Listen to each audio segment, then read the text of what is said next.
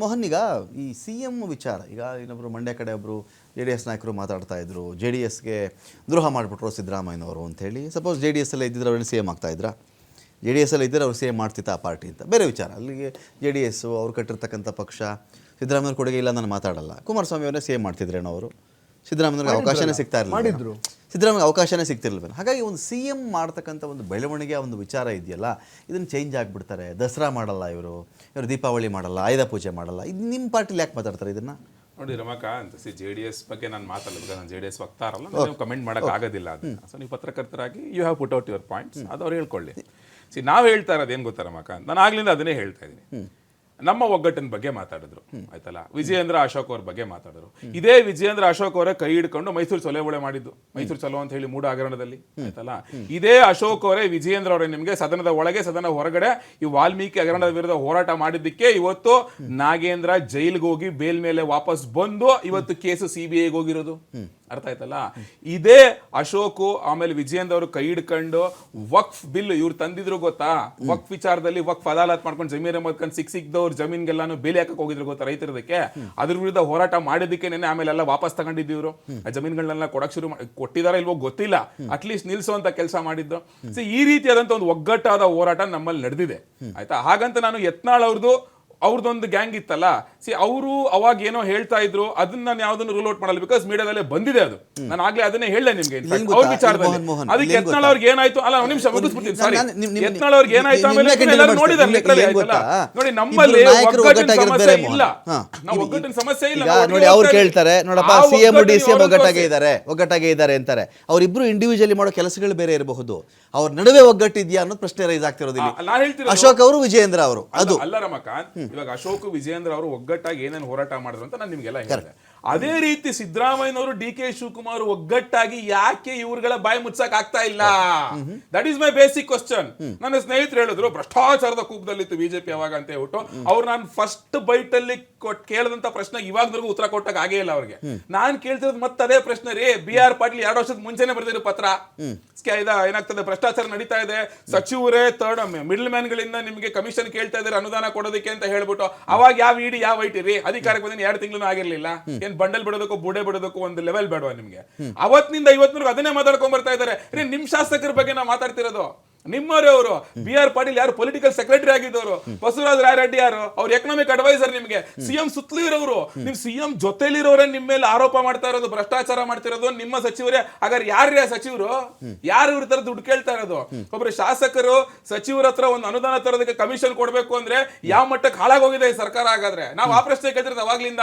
ನಮ್ದು ಬಿಡ್ರಿ ರೀ, ನಿಮ್ಮ ಒಳಗಡೆ ಇರೋ ಬಗ್ಗೆ ಮಾತಾಡಿ. ಗವ್ಯಪ್ಪನವ್ರು ಕೇಳಿದ್ರೆ ಅವತ್ತು ಓಪನ್ ಆಗಿ ನೋಡಿ, ಬಿಜೆಪಿ ಅವರು ಹೊಸಪೇಟೆನಲ್ಲಿ ಇವರು ನಮ್ಮ ಯಾರಪ್ಪ ಅವರು ಆನಂದ್ ಸಿಂಗ್ ಅವರು ಶಾಸಕರಾಗಿದ್ದಾಗ ಅನುದಾನ ತರಿಸ್ಕೊಟ್ಟಿದ್ರು. ಆ ಹಣದಿಂದ ಅಟ್ಲೀಸ್ಟ್ 2 ವರ್ಷ ನಾನು ಮುಂದುವರ್ಸ್ಕೊಂಡ್ ಬಂದೆ ಬಿಜೆಪಿ ಅನುದಾನದಿಂದ. ಇವಾಗ ಮಾಡೋದಕ್ಕೆ ನನ್ನ ಹತ್ರ ದುಡ್ಡೇ ಇಲ್ಲ, ಕೆಲಸ ಮಾಡೋದಕ್ಕೆ ಕೆಲಸ ಕೊಡಿ ಅಂತ ಅವರೇ ಕೇಳಿರೋದು. ರಾಜು ಕಾಗೇರಿ ಅವರು ಫಸ್ಟ್ ಟೈಮ್ ಕೇಳ್ತಾ ಇಲ್ಲ, ಅವರು ಅವಾಗಿಂದ ಕೇಳ್ಕೊಂಡ್ ಬರ್ತಾನೆ ಇದಾರೆ.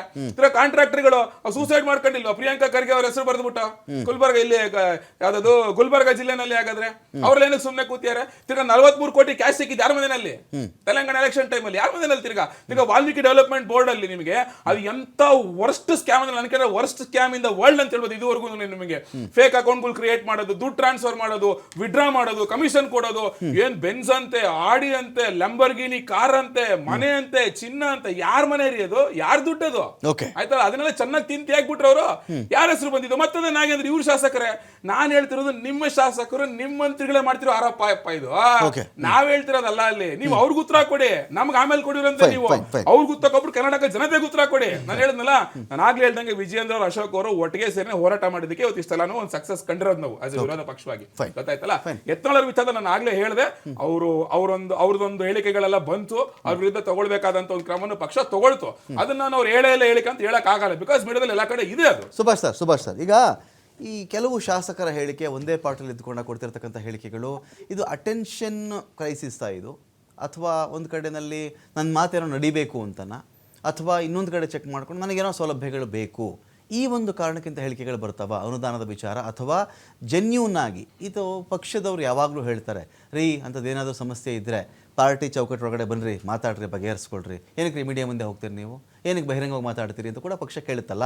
ಏನು ಕೆಲವು ಶಾಸಕರು ಅದು ಬಿ ಜೆ ಪಿಲಾಗಲಿ ಅಥವಾ ಆಚೆ ಬೇರೆ ರೂಲಿಂಗ್ ಪಾರ್ಟಿಲಾಗಲಿ ಈ ಕ್ರೈಸಿಸ್ ಬರೋದು ಯಾಕೆ ಸರ್? ಯಾವುದೋ ಒಂದು ರೀತಿ ಒಳಗಡೆ ಅವ್ರಿಗೆ ಏನಾದರೂ ಒಂದು ಅಸಮಾಧಾನ ಇದ್ದೇ ಇರುತ್ತೆ. ಅದು ಅವರ ಕ್ಷೇತ್ರದ ವಿಚಾರ ಇರ್ಬೋದು, ಯಾವುದೋ ಒಬ್ಬ ಲೀಡ್ರು ಸರಿಯಾಗಿ ಮಂತ್ರಿ ಸರಿಯಾಗಿ ನಮ್ಮನ್ನು ನಡೆಸ್ಕೊಳ್ಳಿಲ್ಲ, ಹೋದಾಗ ಗೌರವಪೂರ್ವಕವಾಗಿ ನಮ್ಮನ್ನು ಮಾತಾಡಿಸ್ಲಿಲ್ಲ, ನಾವು ಹೇಳಿದ್ದನ್ನು ಕೇಳಿಲ್ಲ, ಅವನು ಆ ಕಾರ್ಯಕ್ರಮ ಆ ಒಂದು ಡಿಮಾಂಡನ್ನು ಅಟೆಂಡ್ ಮಾಡುವ ವಿಚಾರ ಬೇರೆದು, ಆದರೆ ಸರಿಯಾಗಿ ಮಾತಾಡಲಿಲ್ಲ. ಇಂಥ ಕಾರಣಕ್ಕೂ ಕೂಡ ಅಸಮಾಧಾನ ಇರ್ಬೋದು. ಅಸಮಾಧಾನಕ್ಕೆ ಕಾರಣಗಳಿರುತ್ತೆ. ಒಂದು ಕಾರಣದಿಂದ ಕಾಲಕ್ಕೆ ಪಕ್ಷದ ನಾಯಕ ಅವರ ಸಭೆ ನಡೆದು ಅವರು ಮುಖ್ಯಮಂತ್ರಿಗಳು, ಉಪಮುಖ್ಯಮಂತ್ರಿಗಳು ಅವ್ರನ್ನೆಲ್ಲರನ್ನು ಕರೆದು ಮಾತಾಡಿಸಿ ಸಮಾಧಾನ ಮಾಡದೇ ಇದ್ರೆ ಒಂದಿಲ್ಲ ಒಂದು ರೀತಿ ಒಳಗಡೆ ಸಮಾಧಾನ ಶಾಸಕರು ಹೋಗ್ತಾ ಇರ್ತಾರೆ. ಅದಕ್ಕೆ 108 ಇರ್ಬೋದು ಅಂತ ನನಗೆ. ಓಕೆ ಓಕೆ ನೋಡಿ, ನಾವು ಈಗ ಒಂದು ಸಿದ್ದರಾಮಯ್ಯನವರು ಸರ್ಕಾರದ ಬಗ್ಗೆ ಮಾತಾಡ್ತಾ ಇದ್ದಾರೆ. ಏನು ಸದಾ ಏನು ಡಿಸ್ಪ್ಯೂಟ್ ಇದೆ ಅಂತ ಹೇಳಿ ಸಿದ್ದರಾಮಯ್ಯನವರು ಹಲವಾರು ಬಾರಿ ಹೇಳಿದ್ದಾರೆ, ನಿನ್ನೆನೂ ಕೂಡ ಹೇಳಿದ್ದಾರೆ, ಮೊನ್ನೆನೂ ಕೂಡ ಹೇಳಿದ್ದಾರೆ, ನಮ್ಮದು ಬಂಡೆ ಅಂತೆ 5 ವರ್ಷ ಇರ್ತದೆ ಅಂತ ಹೇಳಿ, ನಾನೇ ಮುಖ್ಯಮಂತ್ರಿಗೆ 5 ವರ್ಷ ಇರ್ತೀನಿ ಅಂತ ಹೇಳಿದ್ದಾರೆ. ನಮ್ಮ ಡಿ ಕೆ ಶಿವಕುಮಾರ್ ಆಗಲಿ ಬಂಡೆ ಏನ್ ಮಾಡೋಣ ಹೇಳಿ, ಈಗ ಕನಕಪುರದ ಬಂಡೆ ಹೈಕಮಾಂಡ್ ತೀರ್ಮಾನ ಮಾಡ್ಕೊಳ್ತಾರೆ, ನಮ್ಮ ಶಾಸಕರು ತೀರ್ಮಾನ ಮಾಡ್ತಾರೆ. ನೋಡಿ, ಈಗ ಯಾರು ಮುಖ್ಯಮಂತ್ರಿ ಆಗ್ಬೇಕು, ಯಾರನ್ನು ಬದಲಾಯಿಸಬೇಕು ಅನ್ನೋದು ಹೈಕಮಾಂಡ್ ಮತ್ತೆ ನಮ್ಮ ಶಾಸಕರು ತೀರ್ಮಾನ ಮಾಡ್ತಾರೆ. ನಾವು ನೀವು ತೀರ್ಮಾನ ಮಾಡೋದು ಬೇಡ, ಯಾಕೆ ನಮ್ಮ ಪವರೇ ಇಲ್ಲ. ಸೊ ಈ ವಿಚಾರದಲ್ಲಿ ನಮ್ಮ ಸರ್ಕಾರದ ಎಲ್ಲಾ ನಾಯಕರು, ಹಿರಿಯ ನಾಯಕರು ಹೇಳ್ತಾರೆ ಏನಂತ, ನಮ್ಮ ಸರ್ಕಾರ 5 ವರ್ಷ ಕಂಟಿನ್ಯೂಸ್ ಆಗಿರ್ತಾರೆ, ಮನೆ ಸಿದ್ದರಾಮಯ್ಯರು ಮುಖ್ಯಮಂತ್ರಿ ಆಗಿರ್ತಾರೆ ಅಂತ ಹೇಳಿ. ಅದೇ ರೀತಿ ನಾನು ಜಾರಕಿಹೊಳಿ 2028 ನಾನು ಅಭ್ಯರ್ಥಿ ಅಂತ ಹೇಳಿದ್ರೆ ತಪ್ಪೇನು? ಪರಮೇಶ್ವರು ನಾನು ಎಲಿಜಿಬಲ್ ಇದ್ದೀನಿ ಅಂತ ಹೇಳಿ. ಕಾಂಗ್ರೆಸ್ ಸರ್ಕಾರದಲ್ಲಿ ಮಾತ್ರ ಈ ರೀತಿಯ ಒಂದು ದೊಡ್ಡ ನಾಯಕರ ದಂಡ ಇದೆ. ಯಾಕೆ ಅಂದ್ರೆ ಬಿಜೆಪಿನಲ್ಲೂ ವಿರೋಧ ಪಕ್ಷದ ನಾಯಕರನ್ನ ಆಯ್ಕೆ ಮಾಡೋದಕ್ಕೆ 6 ತಿಂಗಳು ತಗೊಳ್ತು ಅಂದ್ರೆ ಅವರಲ್ಲಿ ನಾಯಕರು ಇಲ್ಲ. ಸೊ ಹಾಗಾಗಿ ಕಾಂಗ್ರೆಸ್ ಸರ್ಕಾರದಲ್ಲಿ ಕಾಂಗ್ರೆಸ್ ಪಕ್ಷದಲ್ಲಿ ಇಷ್ಟು ದೊಡ್ಡ ನಾಯಕರು ದಂಡಿರೋದ್ರಿಂದ ಅದು ಆಬ್ವಿಯಸ್ ಆಗಿ ಅಷ್ಟು ದೊಡ್ಡ ನಾಯಕರು ಇದ್ದಾಗ ಎಲ್ಲರೂ ಬರೋದು ಸರ್ವೇ ಸಹಜ. ಆದ್ರೆ ಭ್ರಷ್ಟಾಚಾರದ ವಿಚಾರದಲ್ಲಿ ಮಾತಾಡಿದಾಗ ಇದೇ ಗೂಳಿಹಟ್ಟಿ ಶೇಖರ್ ಅವರು 19,000 ಕೋಟಿ ಭ್ರಷ್ಟಾಚಾರ ಅಂತ ಹೇಳಿ ಲೆಟರ್ ಬರೆದಿದ್ರು. ಬಿಜೆಪಿಯ ಕಾರ್ಯಕರ್ತ ಸಂತೋಷ್ ಪಾಟೀಲ್ ಅವನು ಸೂಸೈಡ್ ಮಾಡ್ಕೊಂಡಿದ್ದು ಇವ್ರಿಗೆ ಮರ್ತೆ ಹೋಗಿದೆ. ಅದೇ ರೀತಿ ಒಂದ್ ನಿಮಿಷ ಪ್ಲೀಸ್, ಅದೇ ರೀತಿ ಇವರ ಬಿಜೆಪಿ ಅಧ್ಯಕ್ಷರಾದಂತಹ ಈಶ್ವರಪ್ಪನವರು ಯಡಿಯೂರಪ್ಪನವರ ಮೇಲೆ ರಾಜಭವನಕ್ಕೆ ಲೆಟರ್ ಬರೆದಿದ್ರು. ಈ ರೀತಿಯ 100 ಪ್ರಕರಣಗಳು ಇದೇ ಅಶ್ವಥ್ ನಾರಾಯಣ ಮತ್ತೆ ಶ್ರೀರಾಮುಲು ನಡುವೆ ವಿಧಾನಸೌಧದ ಮೊಗಸಾಲ ಗಲಾಟೆ ಮಾಡಿದ್ರು. ನೀವು ಕೂಡ ರಿಪೋರ್ಟ್ ಮಾಡಿದ್ದೀರಿ. ಇದೇ ಅಶ್ವಥ್ ನಾರಾಯಣ ಮತ್ತೆ ಡಾಕ್ಟರ್ ಸುಧಾಕರ್ ನಡುವೆ ನಡೆದಿರ್ತಕ್ಕಂಥ ಶೀತಲ್ ಸಮರ, ಆ ಭ್ರಷ್ಟಾಚಾರದ ಮನಿ ಶೇರಿಂಗ್ ವಿಚಾರದಲ್ಲಿ ನಡೆದಿರ್ತಕ್ಕಂಥ ಗಲಾಟೆಗಳು ನೋಡಿದಿರಿ. ಇದೇ ಅರವಿಂದ್ ಲಿಂಬಾವಳಿ 70 ಲಕ್ಷ ತಗೊಂಡ್ರು ಅಂತ ಹೇಳಿ ನಮ್ಮ ಇವರು MTB ನಾಗರಾಜ್ ಅವರು ಹೇಳಿದ್ರೆ 70 ಲಕ್ಷ ತಗೊಂಡ್ರು ಸಾಯಲ್ವಾ ಅವನು ಅಂತ ಹೇಳಿ. ಸೊ ಹೀಗಾಗಿ ಭ್ರಷ್ಟಾಚಾರದ ಕೂಪದಿಂದನೇ ನಾನು ಲಾಸ್ಟ್ ಒಂದು 30 ಸೆಕೆಂಡ್ಸ್ ಇವ್ರು ಯಾವ ಭ್ರಷ್ಟಾಚಾರದ ಆರೋಪಗಳು ನಮ್ಮ ಮೇಲೆ ಮಾಡಿದ್ರಲ್ಲ 40%, ಏನಾಯ್ತು? 2000 ಪೇಜ್ ರಿಪೋರ್ಟ್ ಬಂತು, ಏನೂ ಸಾಕ್ಷಿ ಇಲ್ಲ ಅಂತ ಹೇಳಿದ್ರು. ಇವರೇ ತನಿಖೆ ಮಾಡಿದ್ದು. ಆಮೇಲೆ ಪ್ರಿಯಾಂಕಾ ಖರ್ಗೆ ಅಂತೂ ಪ್ರೆಸ್ ಮುಂದೆ ಬಂದ್ಬಿಟ್ಟು ನೀವ್ ಹೇಳಿದ್ದೆ ಸ್ಟೇಟ್ಮೆಂಟ್ಗಳನ್ನ ಪ್ರಿಂಟ್ ಔಟ್ ತಗೊಂಡ್ಬಿಟ್ಟು ಬಿಟ್ ಕಾಯಿನ್ ಎಲ್ಲೋಯ್ತು ಬಿಟ್ಕಾಯಿನ್ ನಗರ ಏನ್ ತನಿಖೆ ಮಾಡಿದ್ರಿ ನೀವು? ಹಾಗಾದ್ರೆ 2 ವರ್ಷದಲ್ಲಿ ಏನ್ರಿ ಮಾಡಿದಿರ ನೀವು? ಕೋವಿಡ್ ವಿಚಾರದಲ್ಲೂ ಅಷ್ಟೇ ಇಲ್ಲ ಸಲದ ಆರೋಪಗಳನ್ನ ಮಾಡಿದ್ರಿ, ಏನ್ ತನಿಖೆ ಮಾಡಿದ್ರಿ? ಯಾರ ಒಳಗಾಕಿದ್ರಿ ಅಥವಾ ನೀವು ಯಾರನ್ನ ಏನ್ ಮಾಡ್ರಿ ನೀವು?